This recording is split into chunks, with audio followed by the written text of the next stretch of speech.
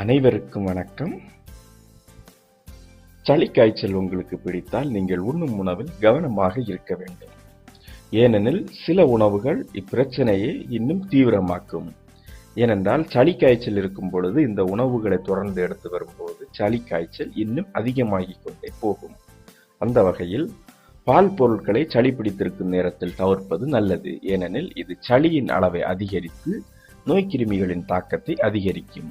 ஆகவே சளி பிடித்திருந்தால் பால் பொருட்களை முற்றிலும் தவிர்த்திடுங்கள். அசிடிட்டிக் உணவுகளை சளி பிடித்திருக்கும் போது முற்றிலுமாக தவிர்த்து விட வேண்டும். இறைச்சிகளில் அசிடிட்டி அளவு அதிகமாக இருப்பதால் அது உடலில் உள்ள இயற்கை அமிலங்களுக்கு இடையூறை ஏற்படுத்தும்.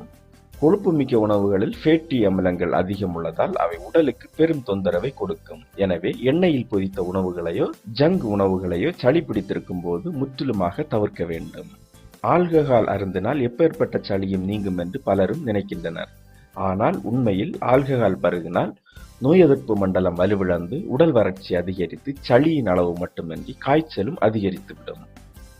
ஃபாஸ்ட் ஃபுட் உணவுகளில் ஊட்டச்சத்துகள் அதிகமில்லை மற்றும் கலோரிகள் ஏராளமாக உள்ளது. இத்தகைய உணவை உடல்நிலை சரியில்லாத காலத்தில் நாம் உட்கொண்டு வந்தால் உடலின் மெட்டபாலிசம் அதிகரித்து கிருமிகளை எதிர்த்து போராடும் திறன் குறைந்துவிடும். எனவே இந்த மாதிரியான உணவுகளை அறவே தவிர்க்க வேண்டும். நோய்வாய்ப்பட்டிருக்கும் காலத்தில் ஜூஸ் குடிப்பதை தவிர்த்திடுங்கள். மேலும் வீடியோக்களுக்கு சேனலை சப்ஸ்கிரைப் செய்யுங்கள்.